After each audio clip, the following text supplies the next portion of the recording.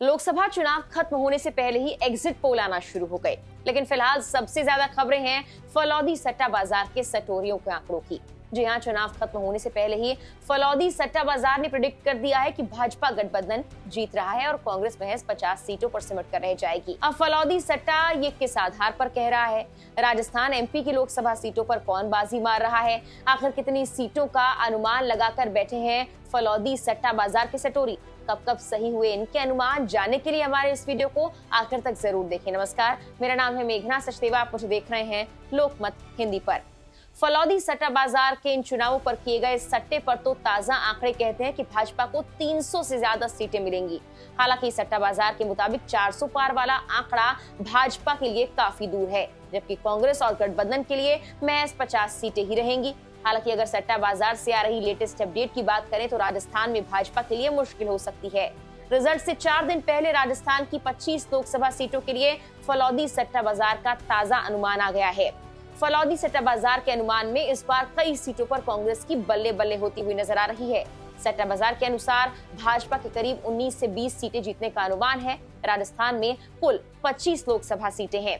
जिन सीटों पर राजस्थान में भाजपा की जीत का अनुमान जाहिर किया जा रहा है उनमें जोधपुर, राजसमंद, कोटा, झालावाड़, बारां, जयपुर शहर, जयपुर ग्रामीण, बीकानेर, पाली और अजमेर शामिल हैं। लेकिन कांग्रेस का दौसा, टोंक, सवाई माधोपुर और बाड़मेर, जैसलमेर लोकसभा सीट समेत कुछ सीटों पर जीत का परचम लहराने का अनुमान भी जाहिर किया गया। जिन प्रत्याशियों को सीट को लेकर काफी मुश्किल का सामना करना पड़ सकता है उनमें दौसा से कन्हैयालाल मीणा, टोंक सवाई माधोपुर से सुखबीर सिंह, जौनपुरिया और बाड़मेर से केंद्रीय मंत्री कैलाश चौधरी की परेशानी बढ़ सकती है। अन्य सीटों पर कांग्रेस को हार का सामना भी करना पड़ सकता है। यूपी की तस्वीर फलौदी सट्टा बाजार के भावों से राजस्थान जैसी ही नजर आ रही है। फलौदी सट्टा बाजार के अनुसार भाजपा को उत्तर प्रदेश में एक जोरदार झटका लग सकता है। इसके अनुमान के अनुसार भाजपा यूपी में 55 से 65 सीटें जीत सकती है, जो कि 2019 के चुनावों में 62 और 2014 के चुनावों में 71 सीटों से भी कम है। दूसरी ओर कांग्रेस और समाजवादी पार्टी को राज्य में 15 से 25 सीटें जीतने का अनुमान है। एमपी में बाजी भाजपा के हाथ में नजर आ रही है। फलौदी के सट्टा मार्केट के अनुसार भाजपा को मध्य प्रदेश में 29 सीटों में से 28 सीटें आ सकती हैं। ये वही आंकड़ा है जो 2019 में भाजपा को मिला था। सट्टा मार्केट एमपी में कांग्रेस को सिर्फ 1 सीट दे रहा है। हालांकि कई सीटों पर देखा जाए तो कांटे की टक्कर भी है। फलौदी सट्टा बाजार क्या है, अब ये भी जान लीजिए। दरअसल फलौदी सट्टा बाजार एक लंबे वक्त से स्थापित बाजी का बाजार है, जहां अलग अलग आयोजन होते हैं और छोटी छोटी घटनाओं से लेकर बड़ी बड़ी घटनाओं पर सट्टा लगाया जाता है। इसका इतिहास तकरीबन 500 साल पुराना है।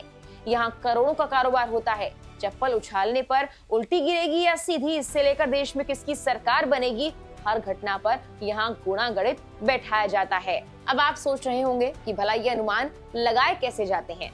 खासकर लोकसभा चुनावों की बात की जाए तो सट्टा बाजार में सट्टेबाजी की दरें कई कारकों के आधार पर तय होती हैं, जिनमें उम्मीदवार की लोकप्रियता, जाति आधारित समर्थन, चुनाव प्रचार रैलियों में मतदाता कितना समर्थन दे रहे हैं या पार्टी की ताकत और स्थिति शामिल है। क्या वाकई सट्टा बाजार का ये अनुमान सटीक बैठता है? दरअसल सट्टा उन सटोरियों के जरिए लगाया जाता है जो तमाम न्यूज़पेपर्स और मीडिया रिपोर्ट्स को पढ़ते हैं, पार्टी के नेताओं की रैलियों पर बारीकी से नजरें रखते हैं, लोगों के साथ इसकी चर्चा करते हैं, पार्टी की स्थिति क्या है या नेटवर्क के दूसरे सटोरियों किस पर दाव लगाने की कोशिश कर रहे हैं ये जानते हैं। इन सब पर विचार करने के बाद सामूहिक विचार तैयार होता है, जिसके आधार पर रुझान तय किए जाते हैं। एग्जिट पोल भी तो ऐसे ही तय किए जाते हैं, लेकिन कई बार वो सटीक बैठते हैं और कई बार नहीं। तो ये कहना गलत नहीं होगा कि सट्टा बाजार का अनुमान सटीक भी हो सकता है। अब कौन जीतता है कहां पर, इसका असल परिणाम तो 4 जून को ही सामने आ पाएगा। आपको क्या लगता है, कौन इस चुनाव में जीतने वाला है और किसको हार का सामना करना पड़ेगा? कमेंट कर हमें जरूर बताएं। वीडियो अच्छी लगी तो लाइक और शेयर करना ना भूलें और तमाम और देश दुनिया की खबरों के लिए लोकमत हिंदी को सब्सक्राइब जरूर कीजिए।